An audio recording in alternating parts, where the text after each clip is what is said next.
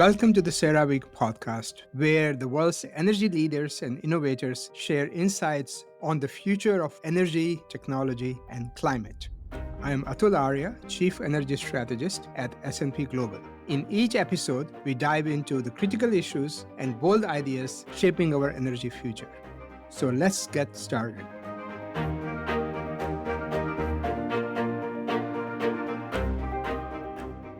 Hello, everyone. Welcome to CERAWeek podcast.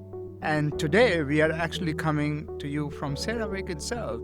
It's day one of CERAWeek 2026 in Houston, Texas. And joining me today is David Rabley, Global Energy Strategy Lead at Accenture. David, welcome to CERAWeek and to this podcast. Atul, thank you. And to everyone out there listening, great to be with you. We're going to talk a little bit about, of course, AI, which is the big topic, but with a twist. How are companies getting ready for AI, creating an AI-ready organization? Already on day one, I've been hearing everything about how great companies are doing and how much value they're generating, but I'm sure we need to verify what they are doing. So how are companies doing today? Give us kind of an overview of what you're seeing in the marketplace. Here on day one, I've got to say probably the number one topic that I'm hearing about in many of the sessions today is gas. Let's be honest. But alongside of that, the conversation really quickly pivots to what is happening in terms of AI, where it can be a solution. And I've been coming to CERAWeek for a number of years. And I have to say that each time I step forth here, I'm really inspired by the examples that the leaders are sharing on the stage around where they're using AI. If you stepped back maybe a couple of years, I felt that we would talk about it as a thing for the future. We would hear examples in the back office. Maybe we would hear examples around legal or other support functions. But today, I think, without question, AI is now on the lips of every leader. And they're talking about how it's changing the business that they are running. It's talking about how it's impacting cost, productivity, recovery, performance across oil and gas. I was in a session with you this morning, and I think we realized that it was going to be super important that going forward, energy companies are driving production and they're driving efficiency. And I have to say, I don't really think that we've got a better answer out there than taking that next level of performance through AI, with AI, and going forward. Yeah, good progress so far. So how are companies setting their AI strategy? How advanced they're thinking on building an AI strategy, linking it to their business strategy? I love your point on linkage. And our perspective is that an AI strategy is a business strategy. Yes. And it has to start with value. Many times, the question around AI comes from many sources within a company, but where it is proven most effective is where it isn't considered just to be a technology story or it's a question of an IT topic. It's actually a question of business value. And that makes it perhaps unique in terms of a general technology that is really going to make a difference throughout the organization. And if I can say a little bit more about that, I think those companies that are now showing genuine outcomes, and they are really in a minority, I'm afraid to say, it's still a minority. It's around 10% of enterprises are showing results grade performance from AI. But where they're doing it is when they're embracing this, not just as a technology project or a data project, but they're seeing this as part of what they need to drive holistically for their business. So if I could say a little bit more about that, Atul, what I think is really the difference then is that those companies have the sponsorship at the very top. Those companies are challenging and rewriting the rules for who is driving those gains and owning that delivery. And we're having to see a change in organizations from that. And I was thinking a little bit as we're walking around CERAWeek today around the sort of examples, back to your first question, as it were, that we're hearing of. And in some ways, it's quite obvious to me that AI can do an awful lot of things better than humans. And what I would like you to start thinking about a little bit here is that when an oil and gas company is embracing AI, is looking at its strategy for AI, really it's got a choice.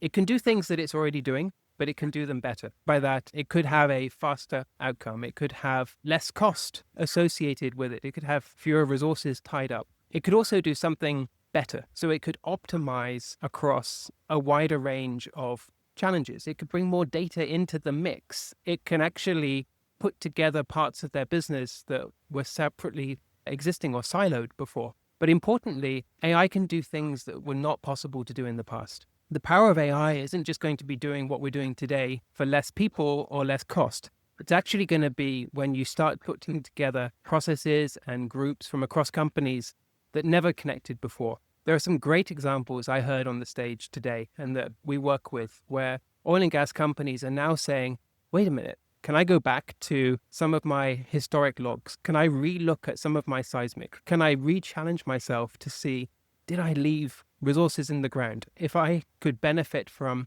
putting today's technology against yesterday's information, would I come to the same conclusion? And so I think a lot of what we consider to be the domain of AI today is what does it mean for productivity and resources and cost? But I think increasingly I'm really excited about AI doing something that we didn't do in the past, or doing something in a way where the outcome is better than we could have imagined. So very holistic way of thinking very differently. So tell us, what does an AI-ready organization look like to you, and how different will it be from organizations today? It's an amazing question. If I knew completely the answer at all, it wouldn't still be up for debate. But already it's becoming clear that an AI organization could and will look very different to any organization that we've seen today. Now, what does that mean?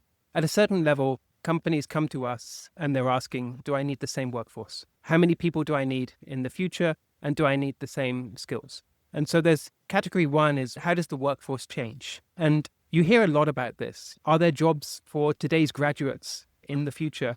Are we going to have the right leaders coming through? How can we get AI fluency through our organizations? What do people need to be doing differently? How can they add value to this? And we're finding increasingly that, yes, there will be a shift. For example, some work we did recently showed that for a super major, you could have 25% fewer roles. But the story doesn't end there, because within that pyramid, it moves to being a little bit more senior.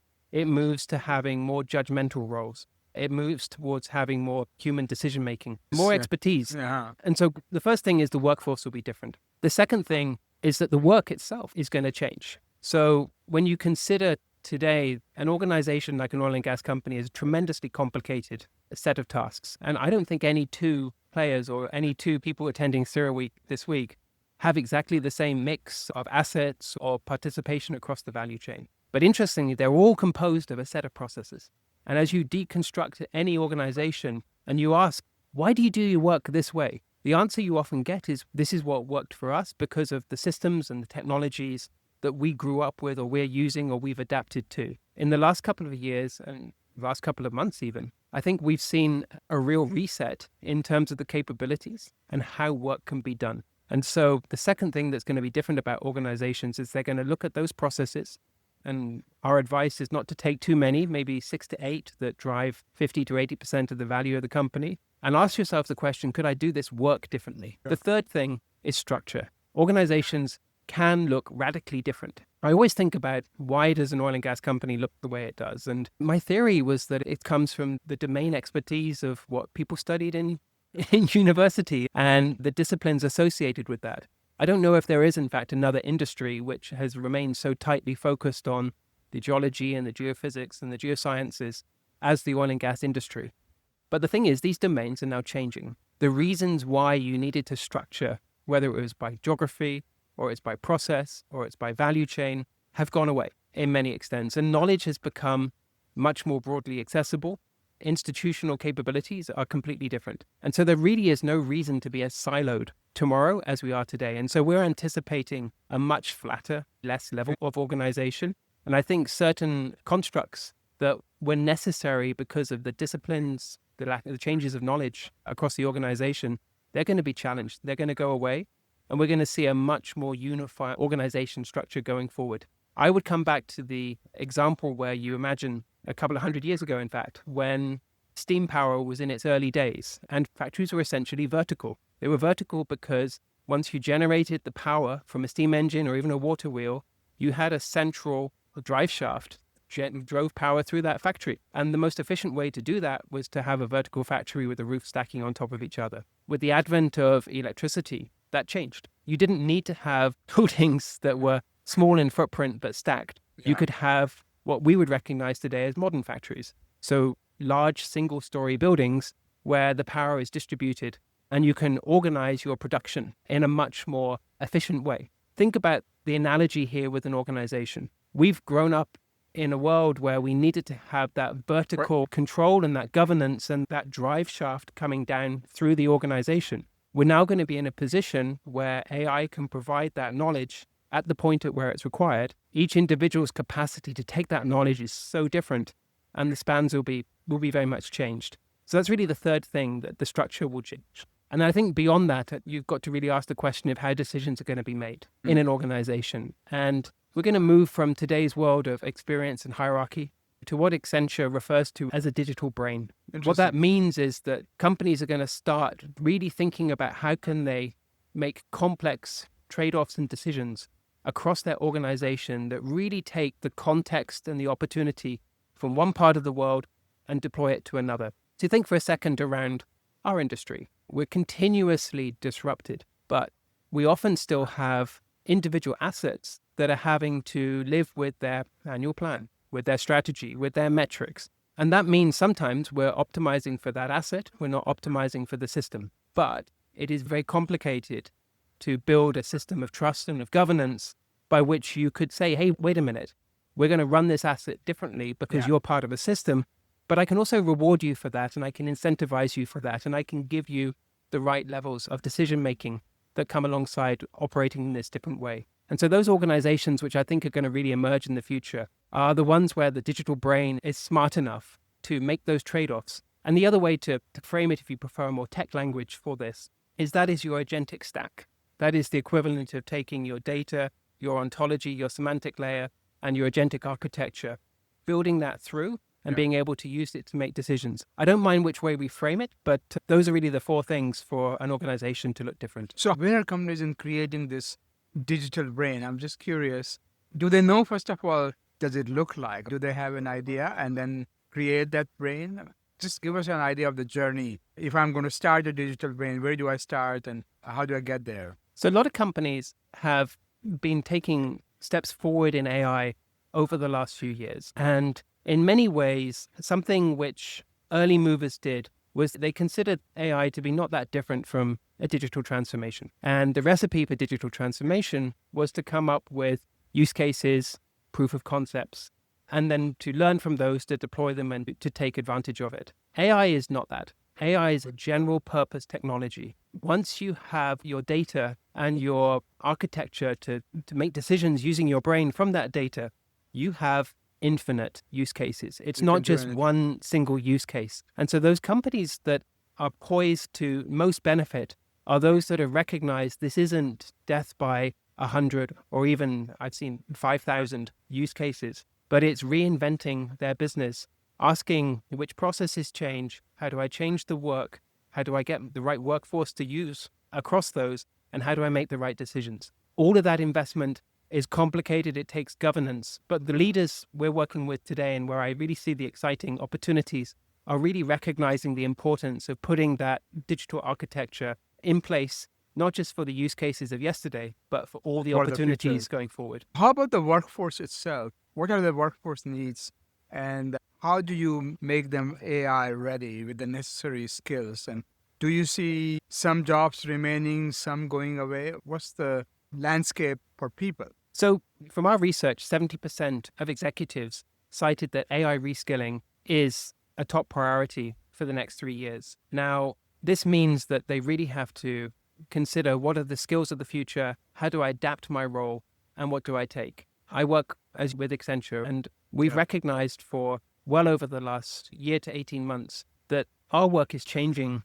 The expectations of organizations that we partner with are changing, and we're building internally the mechanisms to ensure we're bringing AI literate people with bespoke capabilities, not just in terms of using these tools, but in many cases building them and taking them further. I mentioned it earlier. The question that many people are going to have to grapple with long and hard is, what does it take to be exceptional at working with and leading with AI? And I think what we're increasingly seeing is that judgment is more important now than ever.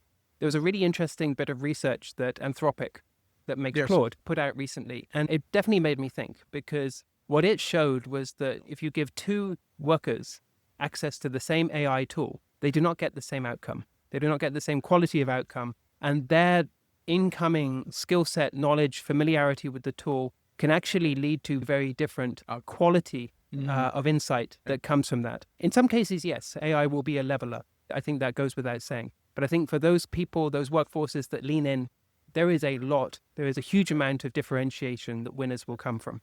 Last question for you. What's your advice to the company CEOs who are on the front line on this AI journey? What should they be doing to get going and get ahead of the game, if you would? Atul, you could have asked me this one first, and we'd have probably taken most of the time that we had today just going through that. But let me build on a couple of things that we've discussed through this afternoon's discussion. The first was, I mentioned that this is not just a technology question. Yeah. If you reflect on everything we've talked around with how does it change organizations, how does it change workforce, decision-making, and structure, what you realize is that AI is really, it's an operating model bet. And first and foremost, those CEOs that see this as just the next few basis points or something to talk about in their investor communications, perhaps are missing the real change which is happening, which is that AI is opening up an opportunity for a reinvention or a near total operating model rethink.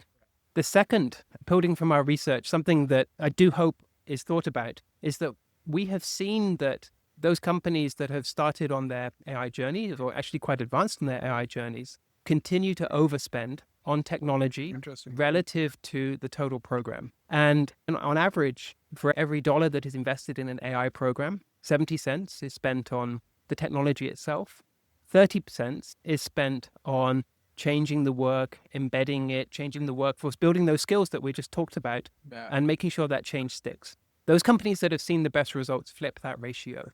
And so 1/3 on technology, 2/3 on getting the results from it and changing the organization. And then the final one I would leave you with is that if you think about what I was talking about earlier around a lot of AI is doing what we do today, but doing it for less inputs, we're again now seeing that change. And so outside of the energy industry, around 80% of CEOs that we surveyed saw AI primarily as being a driver of revenue and of growth. 80%. 80%. And in the energy industry? I don't know. We definitely should ask this group, but the majority haven't emphasized as much that AI is a source of new revenue, new opportunities. And throughout all my conversations at CERAWeek, I'm still hearing questions around how can we get to product level carbon accounting? How can I bundle?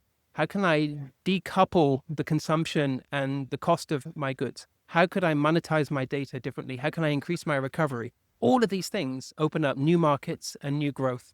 And so part of what I'd like to leave this call with is to reflect that AI isn't just around efficiency. It's actually an upside. It's growth for us.